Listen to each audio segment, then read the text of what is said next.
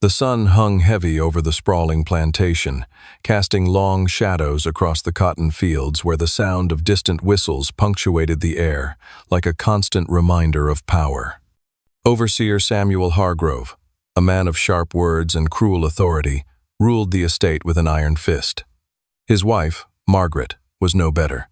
She held the enslaved in contempt, treating them as nothing more than tools for labor, objects for her own amusement and cruelty.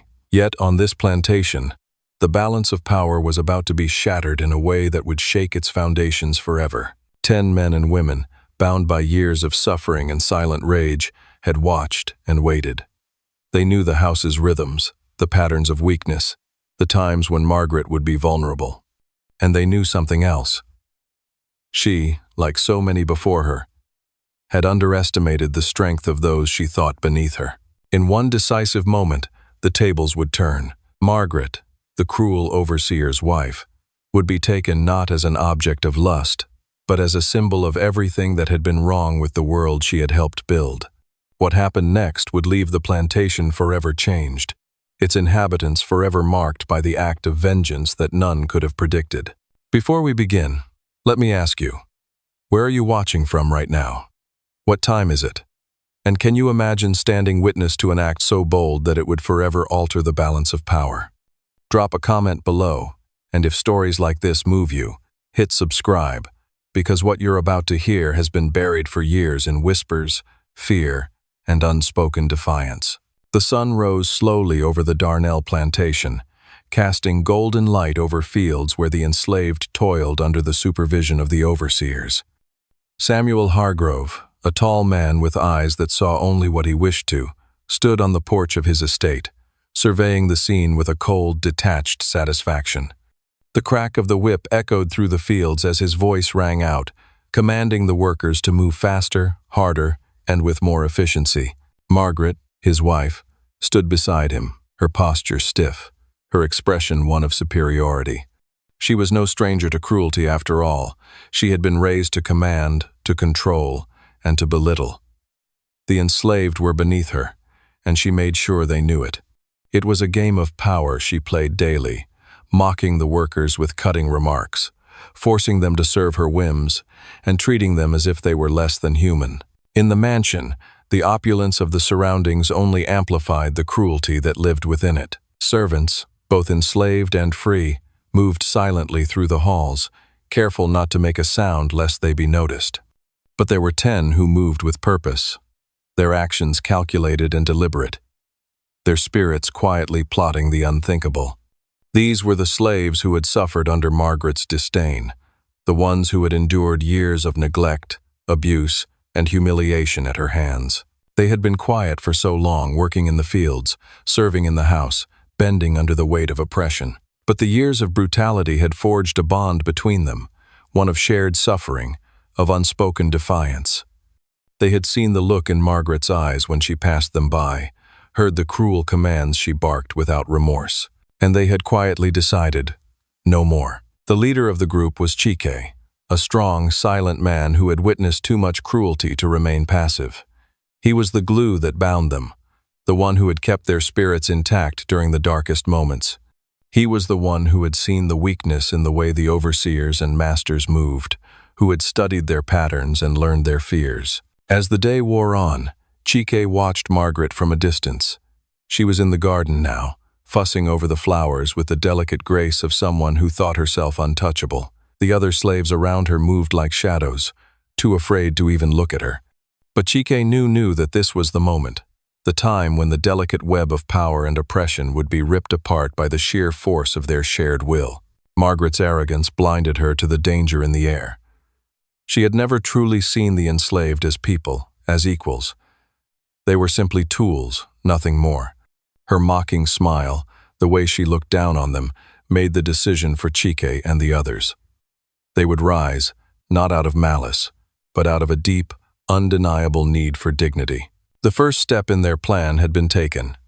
They had waited for this day, watching for the perfect moment to strike. Each of them was prepared not just for the consequences, but for the freedom that awaited on the other side of this act.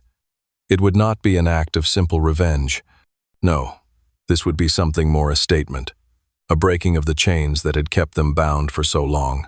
But even as the plan began to unfold, Chike felt the weight of what would follow. Margaret's cruelty had been the source of endless suffering, but her downfall would ripple through the plantation, forever changing everything. The balance of power was about to shift, and the fear of retribution hung in the air like a storm waiting to break. For now, though, the plan had only just begun, and the first step was simple. Margaret, the overseer's wife, would be taken. The plantation would never be the same again. The days leading up to their act of defiance were marked by an unsettling calm. The plantation continued its usual rhythm. Overseers shouting orders, slaves working beneath the oppressive weight of the sun, the crack of whips cutting through the air like an unbroken mantra of subjugation. But for Chike and his companions, every moment was spent in careful calculation, observing, waiting. They had learned to move with silence and precision, and their time was coming. In the dark of night, in the quiet corners of the slave quarters, Chike gathered his group. 10 faces, 10 men and women whose suffering had been linked for years. Their fates bound by the same cruelty and injustice, now stood together in shared purpose. They had all witnessed Margaret's abuses, her casual cruelty, her dismissive arrogance, her disregard for the humanity of those she saw only as labor. Each had been broken, bent under her whip and her words, but now they were no longer afraid. Now, they had a plan that would make her remember their names, their faces, and their humanity. "We can't afford mistakes," Chike said, his voice low but firm.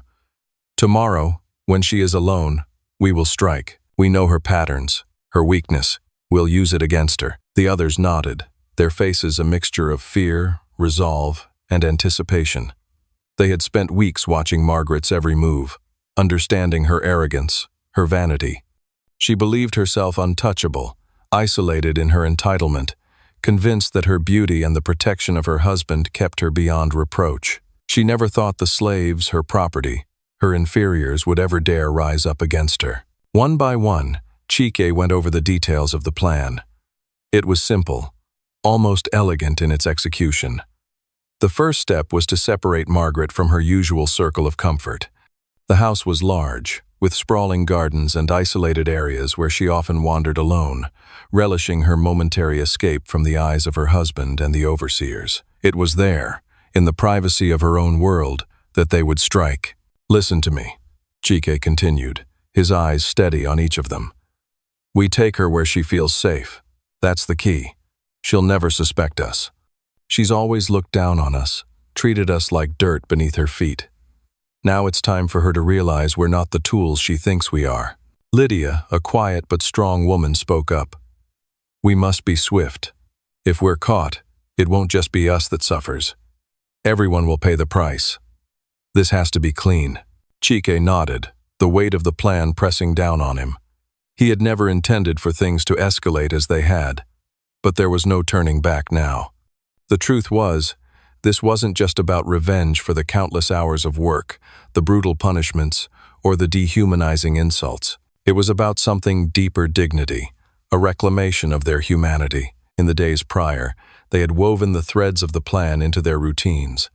While working in the fields, they would casually drop hints and rumors, sowing discord and confusion among the overseers.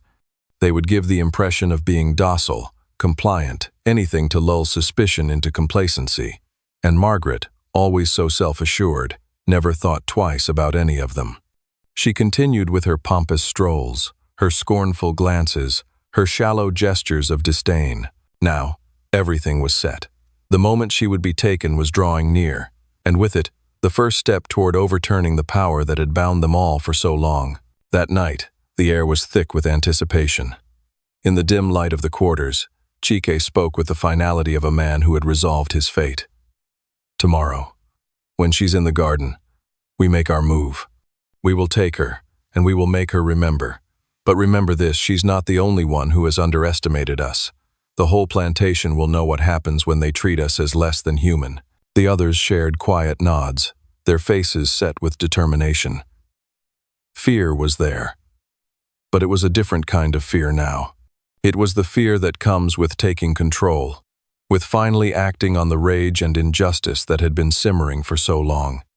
But they knew that this moment, this defiance, would change everything. By the time dawn crept over the horizon, casting a pale light over the plantation, the slaves were already in position, moving with the purpose of men and women who had been silent too long. Their steps were light, their movements synchronized, as they took their places in the shadows. And then, as the first rays of sunlight touched the garden, Margaret emerged, as always, unaware. She walked with the grace of someone who thought herself untouchable, her mind far removed from the world of suffering she had so casually imposed on others. The moment had arrived. The morning was deceptively peaceful as Margaret Hargrove walked through the lush gardens surrounding her mansion. The soft rustling of the trees and the distant hum of insects were the only sounds that accompanied her steps. She moved with an air of indifference, enjoying the brief solitude before her usual routine of idle gossip and disdainful remarks to the enslaved workers. This was her moment of calm, where she could escape the confinements of the house and the responsibilities of her husband's estate. She walked slowly, admiring the colorful blooms she had arranged herself, relishing the scent of the flowers that had been carefully cultivated by the enslaved hands she so casually ignored. The irony was lost on her as she smiled at the rows of roses and tulips, pleased with the display of beauty and order that contrasted with the chaos of labor that existed just beyond the gates of her own small world. Unbeknownst to Margaret, 10 sets of eyes watched her every move. The enslaved workers, who had been reduced to mere tools in the grand machinery of her life, now moved with quiet, calculated precision. They were shadows in the garden, blending seamlessly with the foliage, waiting for the moment when the opulent world Margaret had created for herself would come crashing down. Chike, positioned just behind a large bush near the edge of the garden, gave the signal. A subtle nod to the others, and they began to move. Their footsteps were silent on the soft earth, their bodies low and quick, knowing the timing was everything. The plan had been rehearsed in whispered words and careful actions over the past few days, each detail painstakingly thought out to ensure that Margaret would never see it coming.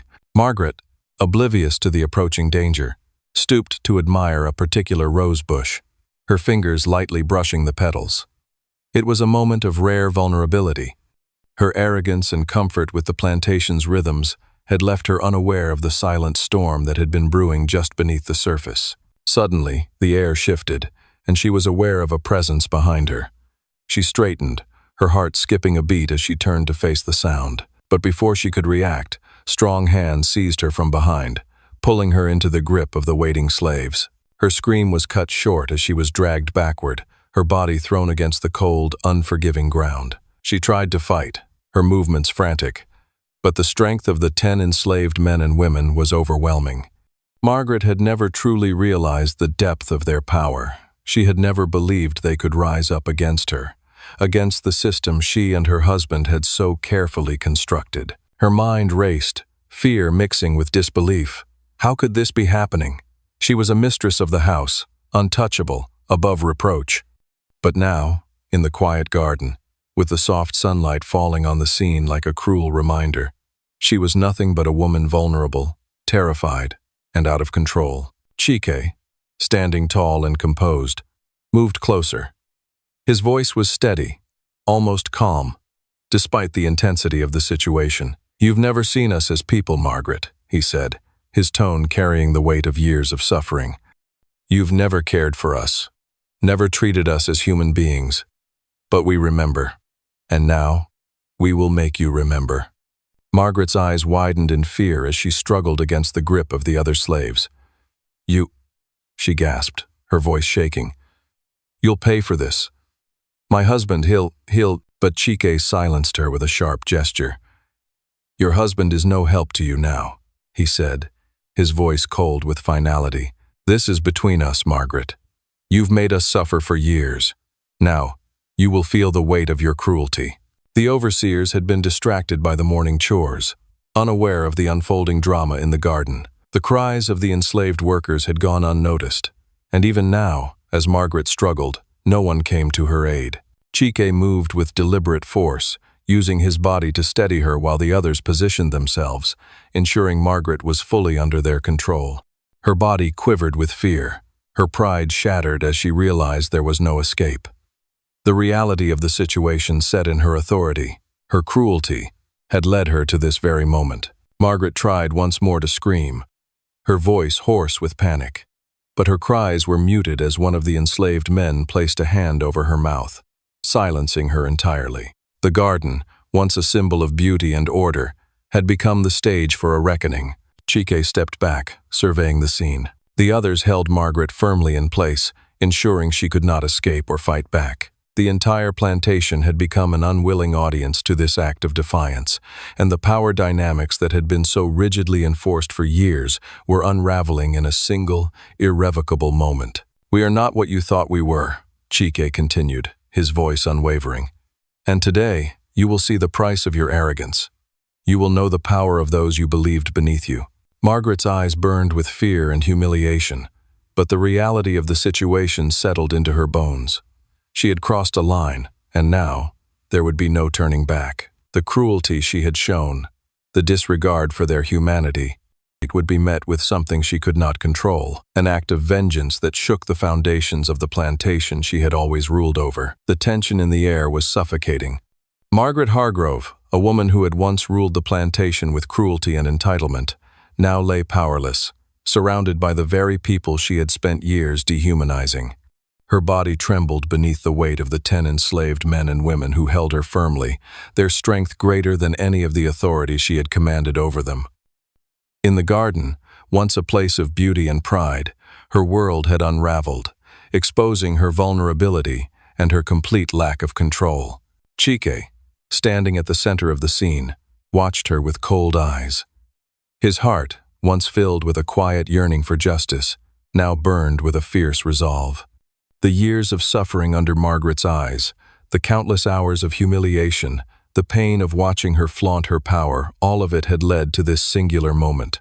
Now, it was his turn to make her see what it felt like to be truly powerless. Margaret's eyes darted from face to face, desperation flooding her every nerve.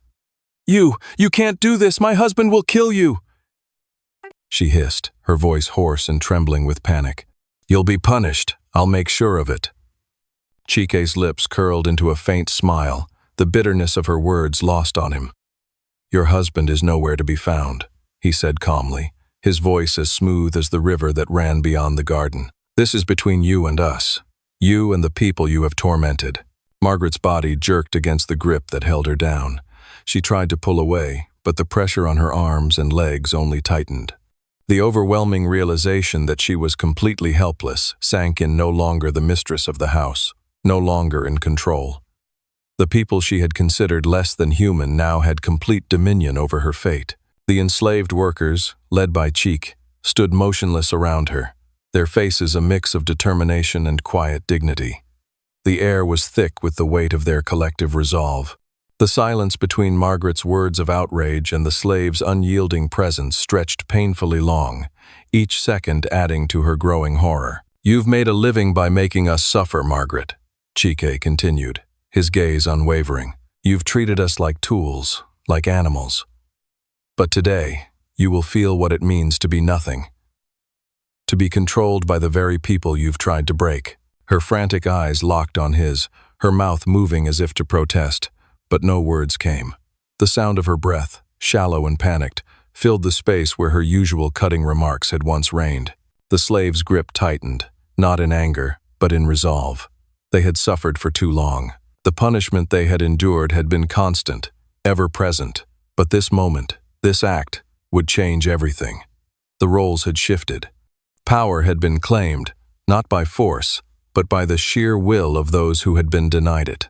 And in that moment, the slaves did not simply overpower her, they stripped her of her humanity. In the most intimate way possible. She had reduced them to nothing for years. Now, they would make her realize what it felt like to be powerless, to be dehumanized in the most humiliating of ways. The heat of the moment was unbearable. Margaret's frantic resistance grew weaker as the reality of her position set in. She was no longer a mistress, no longer an authority. She was a woman caught in the web of her own cruelty, exposed to the very acts of revenge she had long orchestrated against others. The sun above them shone relentlessly, its light making the scene seem almost surreal. The bright garden, the stillness of the enslaved workers, and the trembling, desperate figure of Margaret beneath them. The garden that had once been her domain, her sanctuary, now felt like a prison of her own making. Her struggle began to slow, the realization dawning on her fully. This was not a mere revolt. This was the ultimate rebellion. The slaves were not just seeking retribution for the years of torment. They were reclaiming what had been stolen from them, their dignity, their agency, their humanity, and Margaret, helpless beneath them, was now the one who would know what it felt like to be powerless. Chike stepped forward, his expression calm, but there was a fire in his eyes, an unspoken promise that would echo through the halls of the plantation for years to come. "This is not just for us, Margaret," he said softly. "This is for all those who came before us, all those who suffered in silence, in pain, and in fear. This is for them too." Margaret's eyes, wide with fear, flicked to the faces of the slaves who held her, the realization crashing down.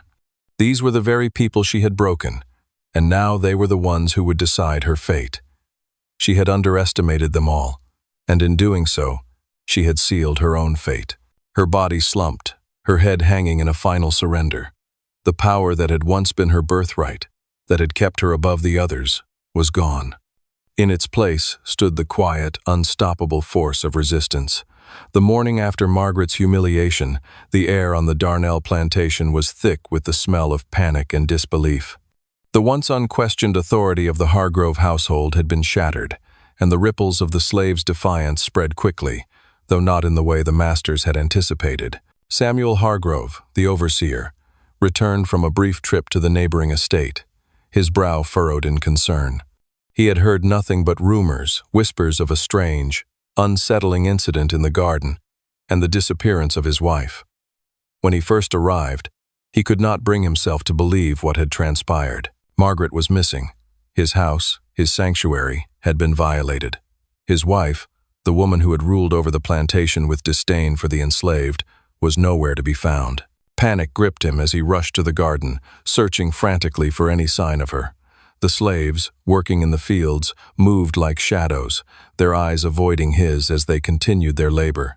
It wasn't until he reached the garden that he saw the evidence.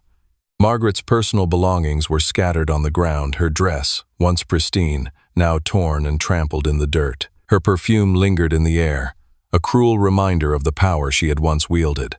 Samuel's heart raced, his mind clouded with anger and confusion. The humiliation of his wife was unbearable. How had this happened? Who had dared to do this? The overseers gathered, sensing the change in the air, though none of them dared to speak too loudly. They had heard the rumors, and their suspicions were growing. The slaves had become more than just obedient workers, they had become something else, something more dangerous. Samuel's voice cracked through the silence. "Where is she? Where is my wife?" But no one answered. No one dared. In the quarters, the enslaved workers moved with a quiet sense of relief. They had won, at least for now. The fear that had gripped them for so long, that had kept them obedient and subjugated, had begun to dissipate. They no longer feared the whip or the cruel words of the overseers, not in the same way. The power dynamics had shifted, and the act of rebellion they had carried out was becoming a forbidden legend, one that would haunt the Hargrove family forever. Chike, standing among the others, knew that the repercussions would be severe. The plantation would retaliate, but for now, they had tasted something sweeter than freedom in its most rebellious form. They had taken something from the Hargroves that could never be given back, their sense of control, their sense of superiority. And the slaves had not just taken revenge, they had redefined their place in this world. The overseers, uncertain of how to proceed, glanced nervously at each other. Samuel, in his fury, had yet to speak of punishment, but they could feel it coming like a storm gathering on the horizon. They, too, were bound by the fragile hierarchy of the plantation, and any disruption to that order was a threat to their own authority. They could not afford to lose control. Meanwhile, back in the house, Samuel Hargrove stood in front of his wife's empty chambers, rage building inside him. His mind reeled with thoughts of revenge, of how to punish the slaves who had dared to challenge him, who had defied the power of the master's household. His thoughts turned to the overseers, to the whip, to the chains that had once kept the enslaved in line. The retribution would be swift, he decided. There would be no mercy, but as he stood there, the weight of the situation settled on him like a heavy cloak. He had no answers, no explanations, only a hollow sense of impotence and fear. For the first time in his life, he realized how fragile his world was. He had taken for granted the power he wielded, the unquestioned obedience of those beneath him. But now, that world was crumbling. The whispers among the enslaved grew louder. The news of Margaret's fate spread like wildfire, crossing the boundaries of the Darnell estate and reaching neighboring plantations. It became a forbidden legend, a tale of defiance that could not be told aloud but was carried in hushed tones. The rebellion had been quiet, subtle, but it was no less powerful for its restraint. What had started as an act of retribution had become a message, one that would travel far beyond the walls of the Hargrove plantation. The enslaved had been pushed to their limits, and now they had risen, not just against their masters, but against the very system that had kept them chained for so long. And though the storm of retribution loomed, the power of what had happened could not be undone. The Darnell plantation had been shaken to its core, and the world would never see it the same way again. The Darnell plantation stood silent in the aftermath of the rebellion. The once meticulously maintained fields, the grand mansion, and the well-organized house were now enveloped in a palpable fear, a fear that neither Samuel Hargrove nor his overseers could control.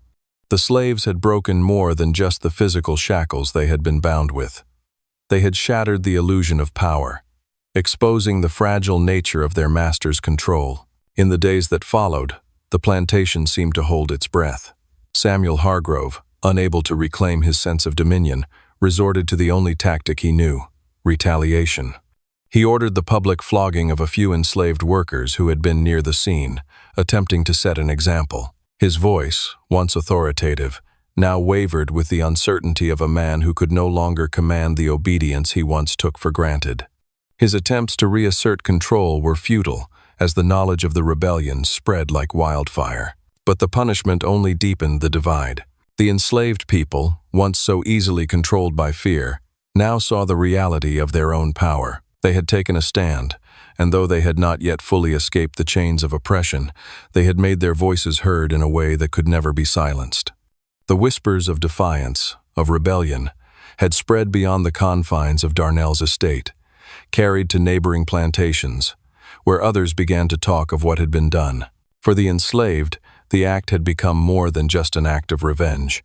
It was a testament to their ability to rise up when pushed beyond their limits. Margaret's humiliation, the very event that had marked the shift in power, was now an untold legend, one that could not be erased, no matter how much the masters tried to punish it. Meanwhile, Chike, the leader of the 10 who had taken Margaret, became a figure of quiet reverence among the enslaved. His courage and his unwavering resolve had inspired them all. Yet, despite the respect he commanded, he knew the cost of their defiance. The retaliation would come. The master's wrath was relentless, and the price for their rebellion would likely be high. But for Chike, the satisfaction of seeing Margaret brought low, her authority stripped away and her cruelty exposed, was a victory in itself. As weeks turned into months, the consequences of that single act of defiance became clear. The Darnell plantation, though still operational, was forever changed. The once unquestioned authority of Samuel Hargrove had crumbled, leaving behind a scar of fear and uncertainty. The overseers, who had once been able to instill terror in the hearts of the enslaved with a glance, now found themselves cautiously watching every corner, unsure of who they could trust.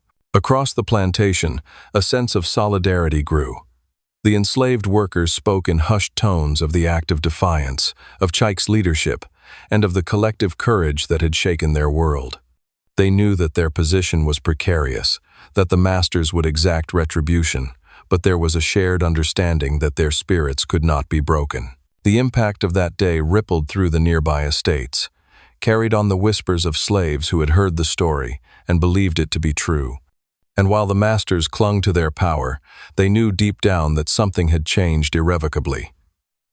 The system of slavery, built on fear and submission, had been shaken to its core. In the end, the Hargrove plantation remained, but its soul was fractured. Samuel and Margaret's reputations were forever tarnished. The workers on the estate, once cowed and broken, now moved with a quiet pride, no longer mere servants, but defiant individuals who had reclaimed a piece of their humanity. And the story of Margaret's fall, the act of vengeance and power that had taken place in the garden, would live on in hushed tones and quiet reverence for generations to come. The legacy of that day was not just one of revenge, but one of courage. It was a reminder that even in the darkest of times, the human spirit could rise, unbroken and defiant. And the masters, who once believed their power was absolute, would never again see the enslaved as mere property. They would always remember the moment when the balance of power had shifted forever.